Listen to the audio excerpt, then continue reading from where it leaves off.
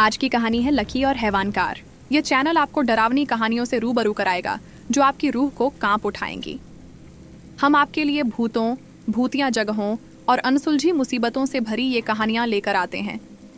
इस चैनल पर आप डरावनी कहानियों का आनंद ले सकते हैं और सुनने वाले भी अगली रात की तलाश में नींद से उठ जाएंगे। हमारे चैनल पर आप डरावनी कहानियों का आनंद उठा सकते हैं। यहाँ आपको रहस्यमय घटनाओं से जुड़ी भूतों की कहानियाँ, जिनमें अनसुलझी मुसीबतें और अज्ञात तत्वों का सामना होता है, सुनाई देंगी। अगर आपके पास भी कोई डरावनी कहानी है तो हमें भेजें और अपने नाम के साथ हमारे चैनल पर साझा करें। तो देर किस बात की है, अभी हमारे साथ जुड़ें और डरावनी दुनिया में खो जाएं। लकी की एक कंपनी में नई सेल्स की जॉब लगी थी। नया होने के कारण लकी को इस फील्ड में काम करने का ज़्यादा अनुभव नहीं था। वो अपने सीनियर के अनुसार इस काम को अंजाम देता था और उसके सीनियर्स उसे काम करने के लिए हमेशा उस पर टारगेट का दबाव बनाते थे। ऐसे ही एक शाम को उसके सीनियर्स की कॉल आई और उसे कंपनी के सामान की मार्केटिंग के लिए शहर की एक अजीब सी शूमशाम जगह जाने के लिए कहा। उसने घड़ी की ओर देखा तो शाम के 5 बज रहे थे। बाहर मौसम काफ़ी ख़राब था। घने बादलों के कारण ऐसा लग रहा था कि मानो रात चुकी हो। साथ ही साथ तेज़ बारिश भी शुरू हो गई थी। लकी वहाँ जाता तो लौटने में देर रात हो जाती। यह सोचकर उसने अपने सीनियर से कहा कि सर, मेरे हिसाब से इतने देर वहाँ जाना ठीक नहीं, मैं कल चला जाऊँगा। दूसरी ओर से उसका सीनियर गुस्सा होकर बोला, देखो, सेल्स वाले बंदे समय नहीं देखा करते। इस फील्ड में वैसे ही भी बहुत कंपटीशन है। यदि तुम्हें कोई परेशानी हो रही है तो मैं किसी और को भेज सकता हूँ, उसका टारगेट भी पूरा हो जाएगा। टारगेट के बारे में सोचकर लकी ने जाने के लिए हाँ कर दी। हैरान परेशान सा वो तेज़ बारिश में अपनी बाइक से शहर की भीड़ भाड़ वाली सड़कों से निकलकर वह वहाँ पहुँच गया। ये एरिया भी लोगों की आवाज़ से हर वक्त रोशन रहता है, मगर आज खराब मौसम और तेज़ बारिश के कारण दूर दूर तक उसे कोई इंसान नज़र नहीं आ रहा था। वो जल्दी जल्दी अपनी बाइक चलाकर अपनी साइट पर पहुँच गया, मगर वहाँ पर कोई भी नहीं था जिस मैनेजर से उसे मिलना था। वो आज खराब मौसम के कारण जल्दी अपना काम खत्म कर अपने घर निकल गया था। लकी खुद पर गुस्सा करने लगा कि वो यहाँ कॉल करके क्यों नहीं आया। उस वक्त रात के 10 बज चुके थे। बाहर अभी भी तेज़ बारिश हो रही थी। लकी खुद से, यार ऐसी बारिश में तो बाइक चलाना भी मुश्किल होगा, मगर यहाँ रुक भी तो नहीं सकता हूँ। यार, ये प्राइवेट नौकरी जो भी कराए वो कम है। खुद से बात करते हुए धीरे धीरे बाइक चलाने लगा। बारिश के कारण उसे आगे का कुछ दिखाई नहीं दे रहा था। उसे आगे बाइक चलाने में तकलीफ हो रही थी। वो अभी कुछ दूर चला ही था कि उसकी गाड़ी खराब हो गई। वो अपनी गाड़ी ठीक करने की कोशिश करने लगा, मगर नाकामी उसके हाथ लगी। वो परेशान होकर मदद की तलाश करने लगा। दूर दूर तक कोई भी नज़र नहीं आ रहा था। वो अपनी साइड से भी इतना दूर आ चुका था कि पैदल वापस जाना थोड़ा मुश्किल ही था। तभी थोड़ी देर में ही सामने से एक कार आती हुई नज़र आई।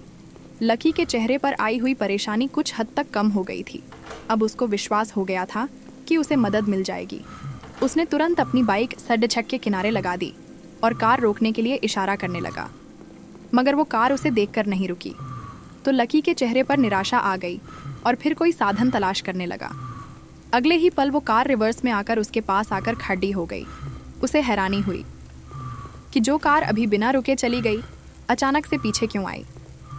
जैसे ही कार उसके पास आकर रुकी, सड़क किनारों के लैंपों की हल्की रोशनी में उसने देखा कि कार की हालत बहुत ही खराब हो चुकी थी। जगह जगह से उसके पतरे उतरे हुए थे, मानो किसी हादसे का शिकार हो गया हो। उसे इस कार को देखकर अजीब सा फील हो रहा था, मगर अचानक ही वो उसे देख सम्मोहित सा हो गया था। तभी कार ड्राइवर की भारी आवाज़ उसके कानों में पड़ी, हाँ भाई, कहाँ जाना है, कोई मदद चाहिए क्या? ड्राइवर की आवाज़ सुन लकी का सम्मोहन टूट गया। वो धीरे ड्राइवर की ओर बढ़ा। अंधेरे में चेहरा भी भयानक लग रहा था। काला चेहरा और वो कंबल में खुद को लपेटे हुए था। उसे देखकर कुछ पल के लिए डर गया। उसके शरीर में ठंड के कारण कपकपी सी होने लगी और अजीब सी गंध उसकी नाक में आई। जब कोई जवाब नहीं दिया तो ड्राइवर दोबारा बोला, भाई कहीं चलना है, बता दीजिए। उसकी बात सुनकर लकी को होश आया और वो बोला, मैं किसी काम से अंदर शहर में आया था। लौटते समय मेरी बाइक खराब हो गई, मुझे थोड़ी दूर के लिए लिफ्ट दे दो। ड्राइवर, भाई हम तो यहाँ पर मदद करने के लिए ही हैं, आगे तो जगह नहीं है, पीछे बैठ जाओ। ये कहकर ड्राइवर अजीब तरीके से हंसने लगा। अंधेरे वीरान में लकी को इस तरह की हंसी बहुत अजीब लगी, मगर उसे मदद की बहुत ज़रूरत थी। इसीलिए उसके कहने पर लकी पीछे की सीट पर बैठ गया।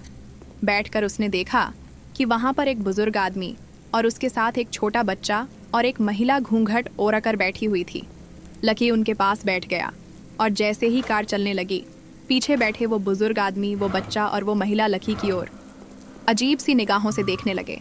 उनकी सफ़ेद आंखें लकी के मन में भय पैदा कर रही थीं। जब से वो इस कार के पास आया था, तब से अजीब सी गंध उसकी नाक को परेशान कर रही थी। उसे समझ नहीं आ रहा था कि ये गंध किस चीज़ की है। लकी अपनी नाक पर रुमाल रखकर चुपचाप बैठा था। तभी वो बुजुर्ग धीरे धीरे उसकी तरफ होने लगा। जैसे वो पास आ रहा था, वो बदबू बढ़ती जा रही थी, साथ ही में ठंड भी। लकी ने गौर से देखा तो बुजुर्ग व्यक्ति का चेहरा भी बिल्कुल सफ़ेद था। चेहरे पर ढेर सारी झुर्रियाँ और आंखें इतनी काली मानो आंखों की जगह गड्ढे हों। उस पर लगे हुए चश्मे की गिलास टूटी हुई थी। लकी डरते हुए साइड में होता गया। बुजुर्ग ने उसे कहा, बेटा कौन हो तुम? बहुत दिनों बाद इस रास्ते पर किसी सवारी को देखा है। बुजुर्ग के ऐसा बोलते हुए ही उसके साथ के सब लकी को और घूर कर देखने लगे। उन सब की आंखों में एक खालीपन सा था। ये देखकर लकी थोड़ा सा परेशान हो गया था। लकी ने सिगरेट के लिए अपनी जेब में हाथ डाला तो उसके हाथ में लाइटर आ गया। जैसे ही उसने लाइटर जलाया, वो बुजुर्ग डर कर उससे थोड़ा दूर हो गया, मगर वो अजीब सी गंध और अधिक आनी शुरू हो गई। लकी ने अपने हाथ में सिगरेट का डब्बा निकाला।